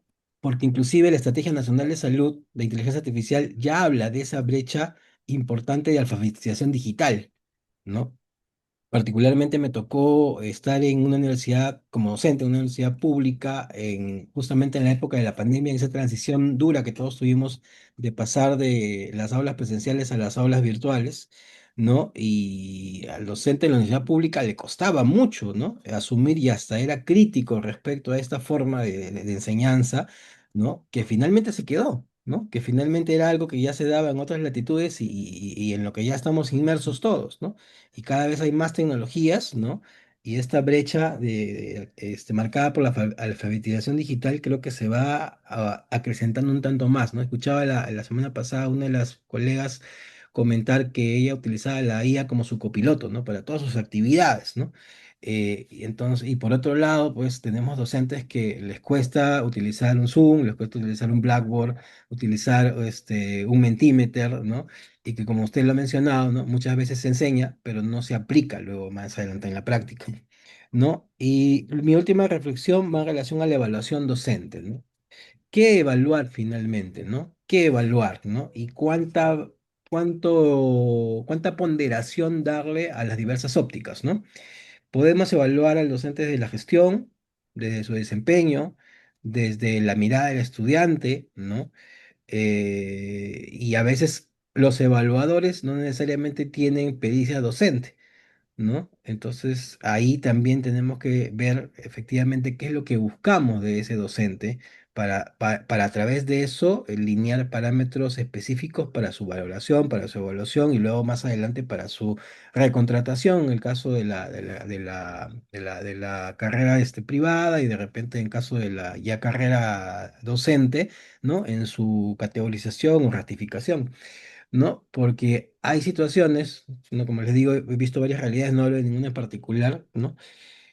Donde se le da mucho peso a la valoración que da el estudiante. Y como usted ha manifestado, ¿no? A veces eso puede estar sesgado porque el docente me cae bien, porque el docente me puso una buena nota o porque no es muy exigente, ¿no? Y entonces salgo con notas elevadas, ¿no? O es muy permisivo, ¿no?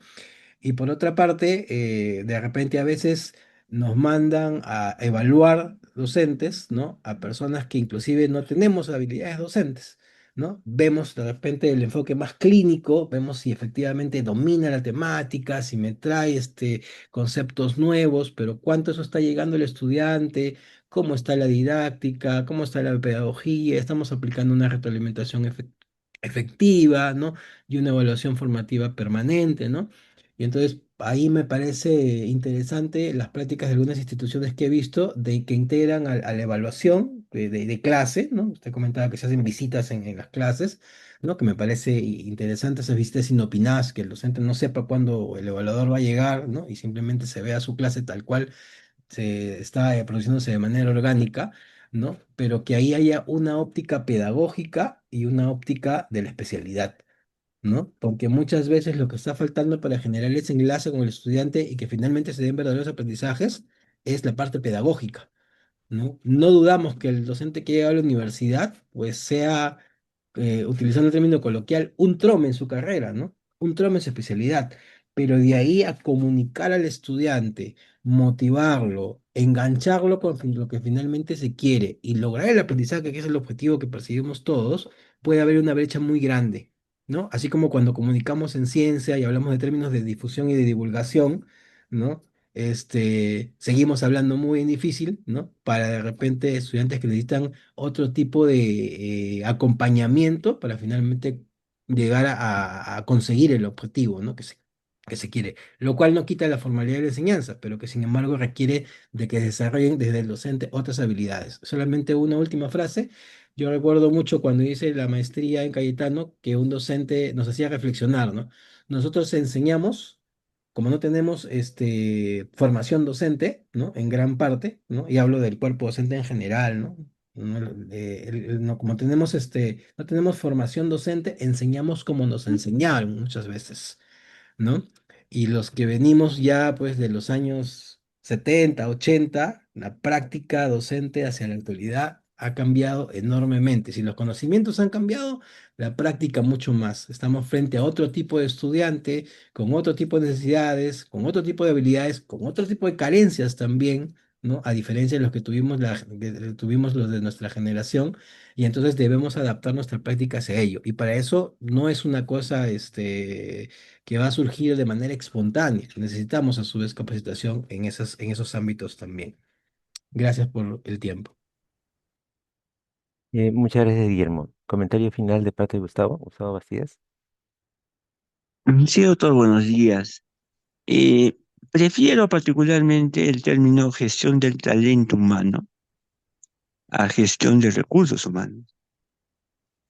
Por diversos argumentos, solamente voy a mencionar uno, que son personas, ¿no? Son personas.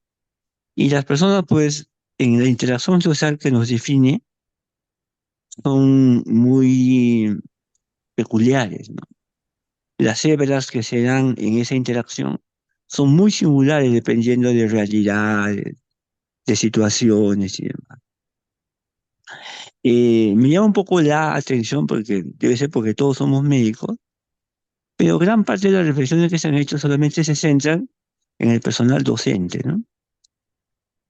Y sí, se entiende, ¿no? Todos somos docentes, hemos hecho una carrera docente y demás, pero tal vez dentro de esa definición no debemos olvidar que en un futuro o ya con una experiencia previa, y supongo que es una de las razones de este curso de especialización, es formar gerentes en educación médica y tener claro qué es lo que buscamos a través de nuestras facultades cuando lleguemos a tomar una acción tal vez como autoridad mayor.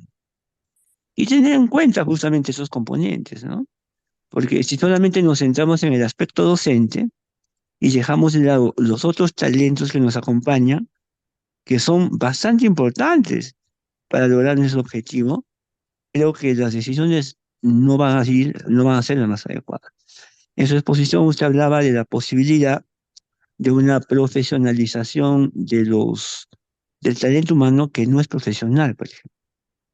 Sería interesante saber eso, ¿no? O sea, en las facultades, por ejemplo, cuántos recursos de que tenemos está dentro de ese grupo, cuál es su expectativa, cuál es su horizonte, porque es cierto, nuestro principal objetivo finalmente como facultades es formar profesionales, en este caso médicos, competentes, ¿no? Pero para que eso se dé, no solamente pasa por tener un cuerpo docente con ciertas características, sino también de que la autoridad, en este caso la autoridad máxima de una facultad de medicina, tome las mejores decisiones en gestionar todos estos componentes de su facultad. Y básicamente, ¿de dónde nace? Del mayor capital que es el talento humano. No es, y conocemos todos, cuestiones físicas de implementación, no, no es así. Y para terminar, me gustaría añadir el hecho de que dentro de esas posibilidades de gestión del talento humano, eh, un comentario que todos creo han ido por ahí, y me gustaría escuchar su posición, el término que cada vez se escucha más que es el famoso parasitismo científico. Personas que dentro del cuerpo docente se aprovechan de los que están a su alrededor por el nivel de decisión que tienen para hacerse investigadores, ¿no? Y hacerse una carrera de investigación.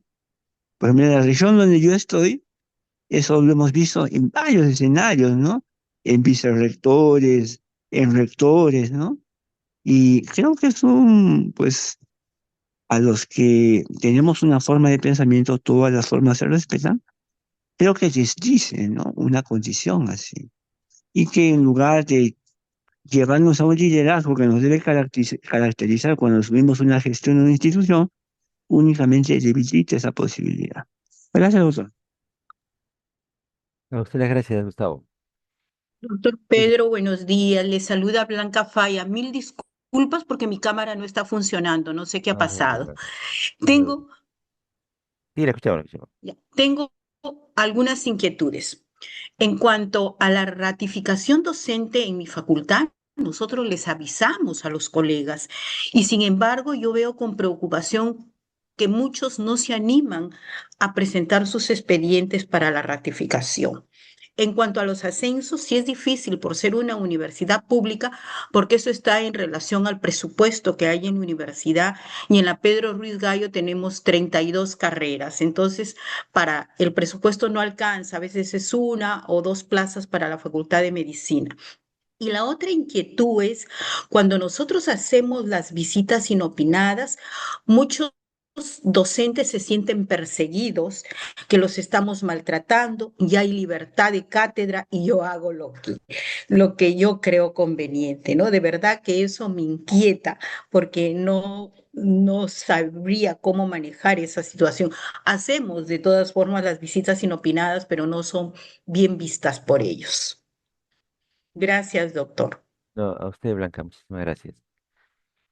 A ver, vamos a una rondita de comentarios y de ahí nuestra pausa saludable de la mañana. Voy a hacer mis comentarios más o menos más que en orden de pregunta por pregunta, en dos grandes bloques, que son más o menos lo que se han establecido en los comentarios. Uno que tiene que ver con la gestión del docente en general y otro ya más centrado en este tema de las investigaciones y de la gestión de la investigación y del docente investigador. Mm, En, en la primera parte, o sea, en lo que se refiere al docente en general, efectivamente yo suscribo el comentario de don César en el sentido en que los perfiles que solemos ver en las facultades, y yo había delineado, digamos, al docente en general, diferente al administrativo y del investigador, pero él hace notar, creo con razón, que dentro de docentes hay a su vez por lo menos dos grandes grupos. Uno, el docente de ciencias básicas, que él lo caracterizaba como docente a tiempo completo y que básicamente, por lo tanto, se encuentra en el campus. Em, Diferente al docente de clínicas, que se podría caracterizar de manera resumida como que es un docente generalmente de tiempo parcial y que está en su sede clínica, por lo tanto, no está en la sede, en el campus de la facultad. Y eso, como decía yo en mi presentación, al margen de su cercanía física y de su posibilidad de asistir a eventos y qué sé yo, que se organicen en el campus, tiene un efecto importante en la sensación de pertenencia, en la percepción de pertenencia del colega docente a un determinado grupo, porque esa gestión o vivencia de pertenencia se genera por espacios compartidos, por participación, por conversaciones en el pasillo, por estar viéndonos en las mismas celebraciones, etcétera. Eso va haciendo un espíritu de cuerpo, un espíritu de pertenencia.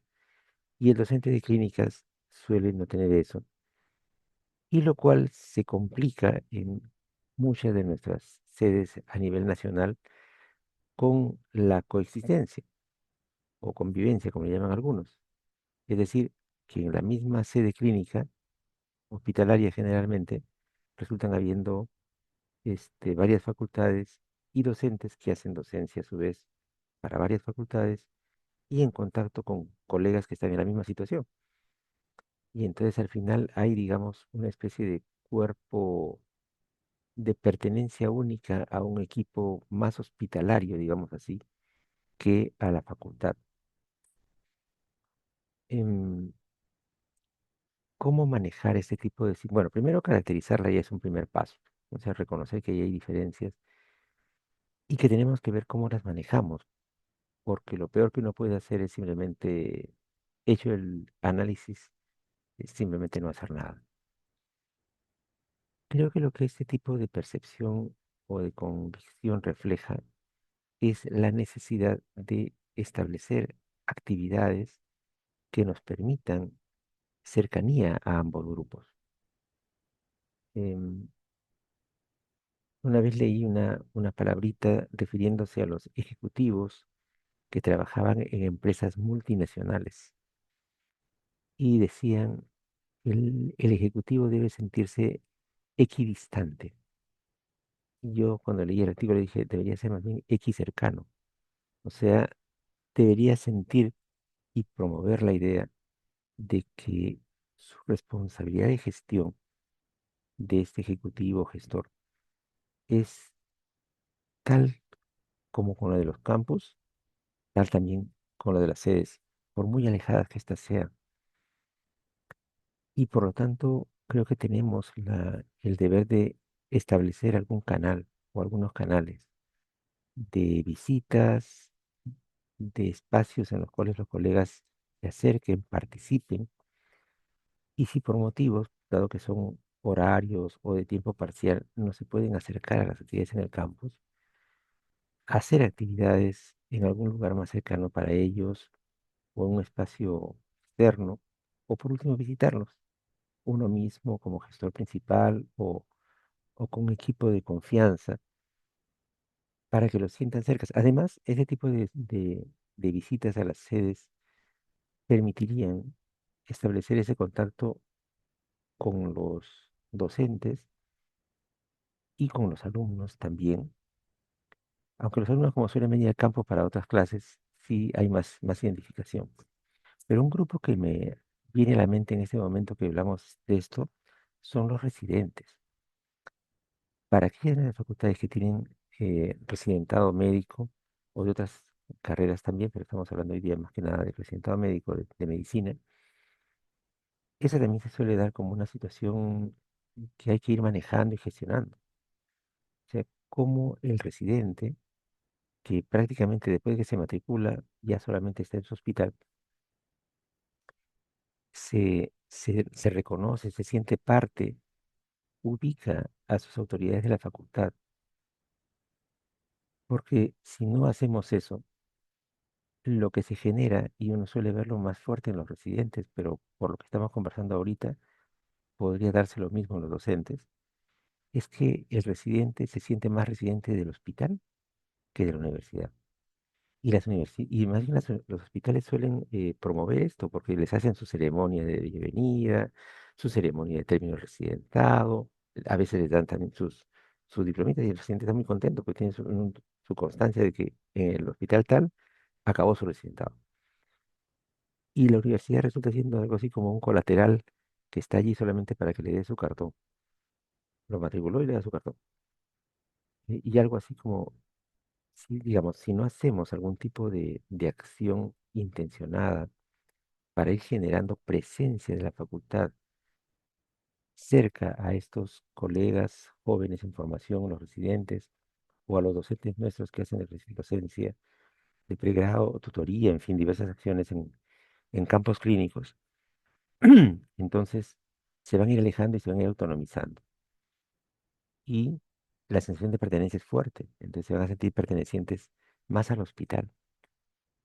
Y si hay un buen gestor en la oficina de docencia e investigación del hospital, entonces no me cabe duda de que deben haber muchos colegas en ese hospital que se sienten docentes del hospital, porque además los hospitales empiezan a adoptar, o las sedes clínicas adoptan una posición de defensa de derechos. Y ahora que negocian los convenios, negocian los contratos de pasadita para sus docentes. Y entonces se genera una percepción en ese docente de que quien vela por sus intereses es su hospital, que él es docente del hospital, que las universidades, o las universidades, son una especie de circunstancias que van pasando. Ese es un tema que tenemos que trabajar. Y como les digo, por ahora, en mi reflexión inicial, mi única pista sería estar allí, visitar, nuclear, convocar. Eso me lleva también a otra reflexión. Esto que decía la doctora Blanca, eh, en cómo estar presente. Yo creo que en el tema de los docentes de hospital, más bien ellos estarían contentos de vernos por allí. Pero sí comprendo perfectamente la sensación que nos señala con este tema de una tradición antigua del ambiente universitario, que es la llamada libertad de cátedra. Libertad de cátedra tiene muchas acepciones. Fue muy discutida en la época de la nueva ley universitaria, de qué significaba la presencia de SUNEDU, em, que era ya pues el colmo, visto como la tradición antigua, el colmo de la intromisión. Pero si nosotros planteamos la idea de libertad de cátedra como un derecho y un deber, en realidad más un deber, hasta más un deber que un derecho del docente para tener una liberación de compromisos con mandatos políticos o de otro término, que la academia en ese sentido lo protege. para que pueda expresarse sin temor de que lo que dice pueda ser interpretado o coaccionado o parcializado en un determinado sentido de tipo político. Esa es la libertad de cátedra, no el hecho de que nadie lo venga a supervisar o apoyar desde el punto de vista de la gestión de la universidad.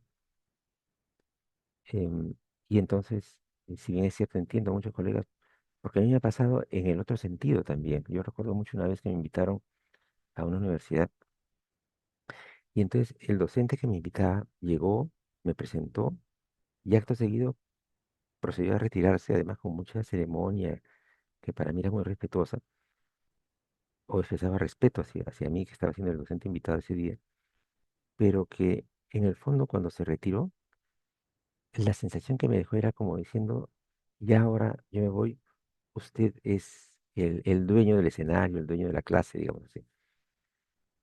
Pero siento que de repente lo hacía un poco por lo que dice Blanca, o sea, para que yo no me sienta supervisado, digamos así, por un colega docente. Cuando más bien yo creo que un buen docente debería anhelar que haya otro colega docente que pueda estar en su clase y que le diga al final de la forma más respetuosa y cordial, pero también sincera, me gustó tu clase, no me gustó tu clase, mejora esto, no lo mejores, ya está muy bien. Pero ese tipo de confianza, de ambiente, se va construyendo poco a poco. Y yo soy consciente al decir esto, que no me cabe duda de, como lo relata además Blanca, que hay colegas, sobre todo los mayores, y cuando digo mayores no me refiero a mi grupo, nosotros somos los jóvenes, a los mayores que yo, hay colegas mayores para quienes sí, pues, o sea, la presencia de alguien es algo como que inadmisible, ¿no? Porque ya por su trayectoria o su peso docente o los cargos que ha tenido, no sé, piensan que ya no hay quien les diga nada. Yo creo que eso debe ser de esa generación, porque por lo menos en mi generación, y creo que definitivamente siguen los más jóvenes todavía, más bien, como les digo, el anhelo es poder contar con una retroalimentación, porque la retroalimentación tiene que ser mutua. Nosotros hablamos mucho en la teoría docente de la tutoría, la mentoría y la retroalimentación, pero siempre pensada como nosotros, los que damos la retroalimentación, nosotros los que acompañamos, ¿no? A alguien que es más joven, que se está formando, el alumno de pre o de posgrado, residente. Pero siendo honestos, nosotros también necesitamos esa misma supervisión, ese mismo acompañamiento, esa misma retroalimentación, ya sea en lo que llaman ahora la versión 360, o sea, que los propios alumnos nos lo digan, como si está establecido, o que otros pares docentes lo hagan, porque ya no es 360, pues es 180 nomás. O sea, los alumnos me lo dicen, y yo veo si les hago caso o no, y, y no hay colega que me lo diga. Y entonces yo creo que eso, repito, soy consciente de que debe haber todavía colegas de la tradición más señorial que consideran que están más allá del bien y del mal y de las críticas, pero creo que para la mayoría de los que estamos en operación todavía, sí es bienvenida. Y si no es muy frecuente, se va construyendo, porque al principio sorprende, porque si no han venido en 20 años, que vengan ahora, ¿qué pasó? Pero si se avisa, si se coordina adecuadamente y se va generando la confianza, la costumbre para que venga el supervisor, el director, la directora, quien se plantee que tenga ese rol, yo creo que eso es algo que va a ser positivo, positivo para todos. Em, y mi segundo comentario va por el lado de em, la parte del investigador. Me ha impactado mucho esta frase, la he anotado y la voy a poner con permiso de otro mercado en alguna de mis próximas transparencias. Esta idea del parasitismo científico. Em, yo soy consciente, yo he hecho parte de mis inquietudes, de mis aficiones, es hacer investigación sobre gestión de las universidades y de las facultades.